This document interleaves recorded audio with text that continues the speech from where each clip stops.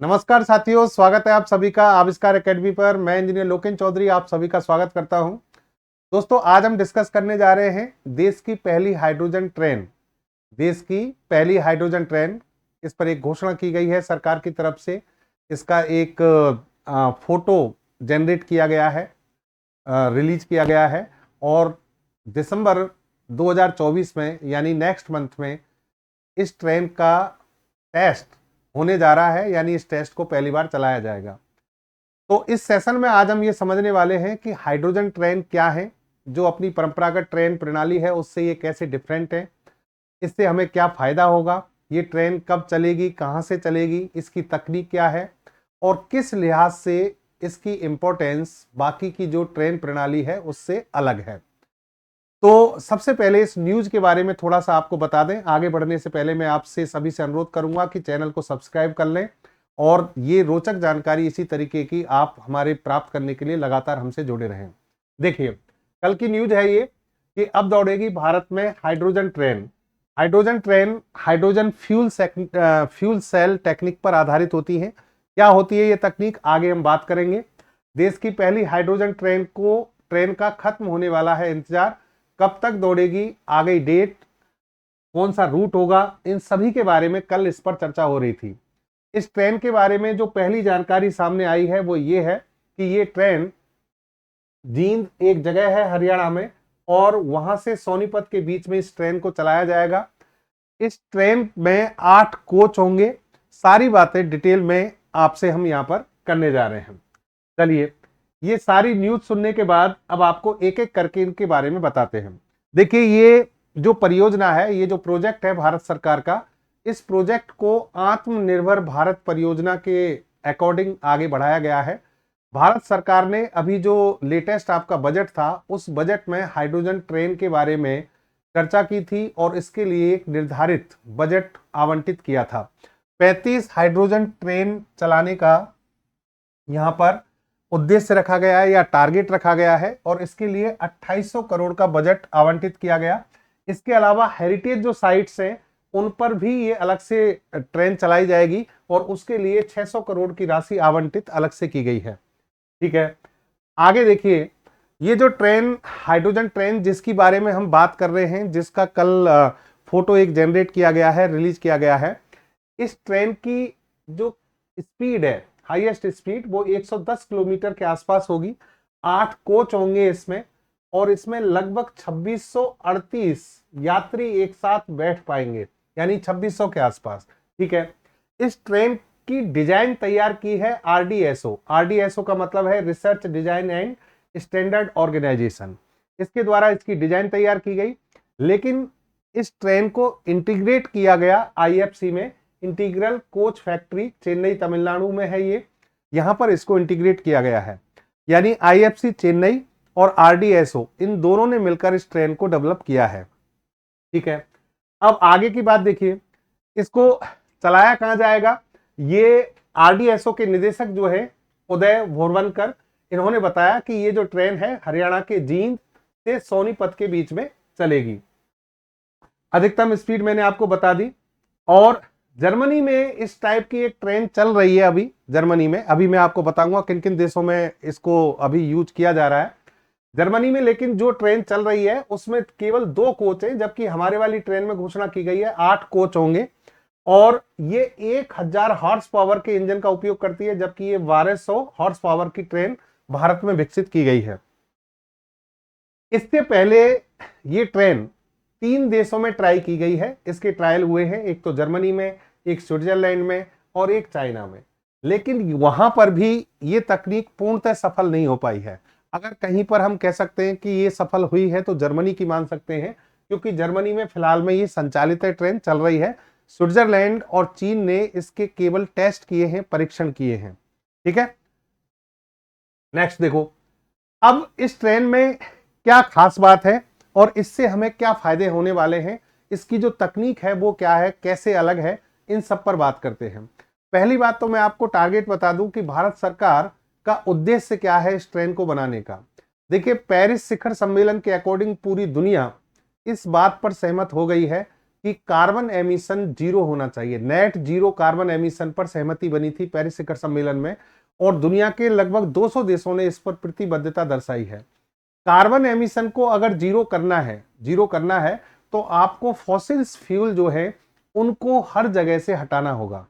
Fossils fuel का परंपरागत जो हमारी डीजल ट्रेन होती हैं उनमें बहुत ज्यादा मात्रा में उपयोग किया जाता है, और जब कार्बनिक पदार्थों का दहन होता है तो उससे कार्बन डाइऑक्साइड या SFX sulphur hexafluoride, SO2, N2O, ये बहुत सारी गैसेज हैं जो भारी मात्रा में वायुमंडल में पहुंचती हैं।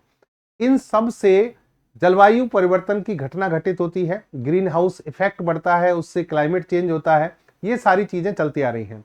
इसी को ध्यान में रखते हुए हम क्या पूरी दुनिया में अब गैर परंपरागत ऊर्जा स्रोतों की ओर बढ़ा जा रहा है। गैर परंपरागत का मतलब जैसे सोलर एनर्जी है, विंड एनर्जी है, और उसी का एक पार्ट है हाइड्रोजन एनर्जी।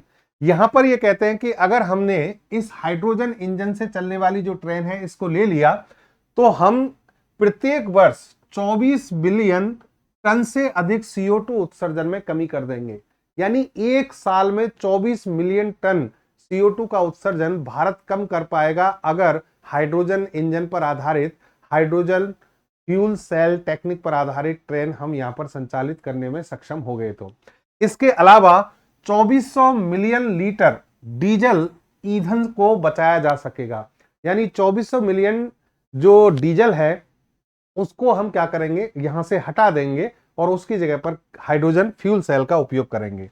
भारत की स्थिति यह है कि भारत में लगभग प्रतिदिन 13,500 ट्रेन संचालित होती हैं, यानी ट्रेन चलती है 13,500, जिनमें से लगभग 37% जो ट्रेन है वो अभी डीजल से चलती हैं, और बाकी की 63% जो है उन सभी को इलेक्ट्रीफाई किया गया है, यानी उनका विद्युतीकरण कर दिया गया है, विद्युत से उनको चलाया जाता है।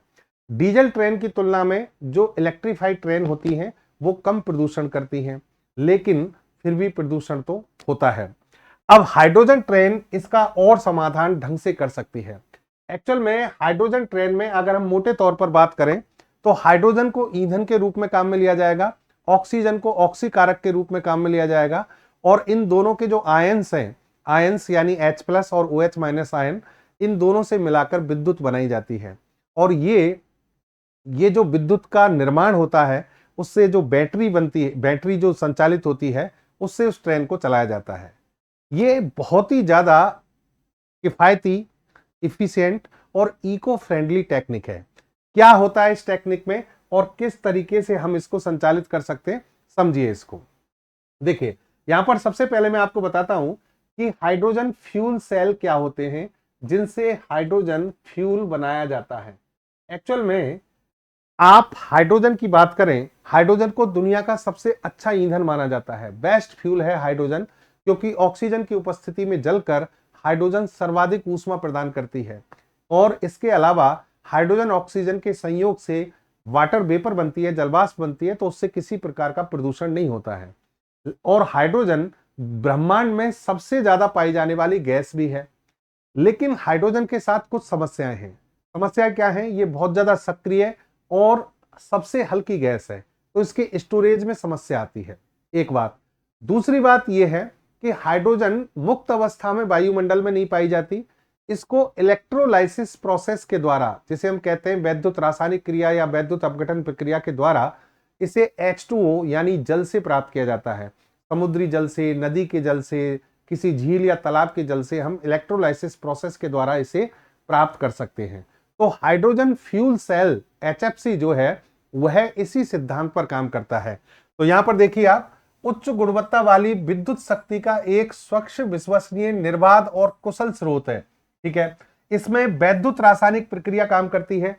कैसे काम करती है कि एक तरफ से इसमें हाइड्रोजन इनलेट की जाएगी, मतलब हाइड्रोजन प्रवेश करेगी, एक तरफ से ऑक्सीजन, दोनों के H+ आयन और OH- आयन जो बनेंगे उनसे आप इलेक्ट्रिसिटी प्रोड्यूस कर सकते हैं, इलेक्ट्रिसिटी, और इस इलेक्ट्रिसिटी के माध्यम से ट्रेन चलाई जाएगी, जिसे हम क्या कह रहे हैं, हाइड्रोजन ट्रेन कह रहे हैं। ठीक है, इसी को और आप थोड़ा सा डिटेल में समझें तो देखिए, इसमें हाइड्रोजन इन होगी, ऑक्सीजन यहां पर इन होगी, और दोनों से हम क्या कर लेंगे, एनर्जी बना लेंगे।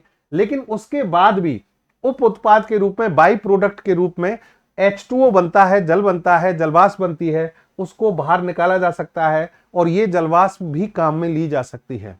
यानी ये भी एक ऐसा प्रोडक्ट नहीं है कि इससे किसी प्रकार का प्रदूषण होता हो या किसी भी प्रकार का नुकसान होता हो, इस जल का भी उपयोग किया जा सकता है।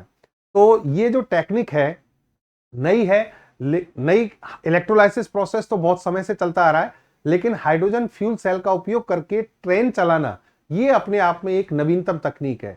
और भारत अगर इसमें सक्षम होता है तो बड़े स्तर पर जिस तरीके से हमने घोषणा की है, तो मानिए दुनिया में सबसे बड़ा क्रांतिकारी कदम भारत की ओर से होगा। अभी तक जैसा कि मैंने कहा, जर्मनी जैसे देश जो हैं इसमें पूर्णतः सफल नहीं हो पाए हैं, चाइना इसमें पूर्णतः सफल नहीं हो पाया है। ठीक है, अब इसके बारे में थोड़ी सी जानकारी और आपको देते हैं कि हाइड्रोजन जो है, हाइड्रोजन इसकी जो प्राप्ति होती है, इसके जो निर्माण किया जाता है, उसके आधार पर हाइड्रोजन को 4 भागों में डिवाइड किया जाता है। यानी हाइड्रोजन 4 प्रकार की होती है। पहला है ग्रीन हाइड्रोजन, दूसरा है ब्राउन, ग्रे और ब्लू। जो ग्रीन हाइड्रोजन है जिसका उपयोग हम इस ट्रेन में करने जा रहे हैं, ये जल के इलेक्ट्रोलाइसिस प्रोसेस से प्राप्त होता है।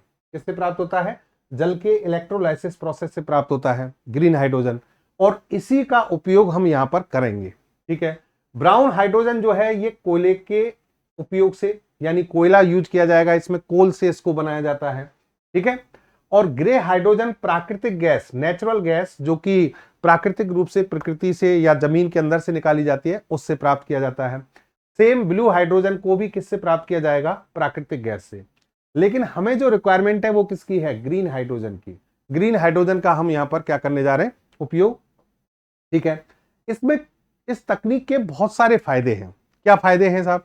एक तो यह है कि सर्वश्रेष्ठ शून्य उत्सर्जन समाधान, मतलब जो आप नेट जीरो कार्बन एमिशन का जो आपने टारगेट निर्धारित किया है पूरी दुनिया ने कि भाई आने वाले समय में हम कार्बन उत्सर्जन को बिल्कुल कम कर देंगे ताकि ग्रीन हाउस इफेक्ट में वृद्धि ना हो और उससे ग्लोबल वार्मिंग ना हो, जलवायु परिवर्तन ना हो, तो उसका ये बेस्ट क्या है? साधन है।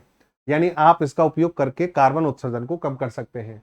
दूसरी बात, जो आप यहां पर डीजल या दूसरी चीजें जो परंपरागत रूप से उपयोग में लेते हैं, तो उसमें तेल पाइप उत्सर्जन, तेल पाइप उत्सर्जन का मतलब है कि उनसे गैस या विकिरण निकलते हैं, उससे भी इसको राहत मिलेगी।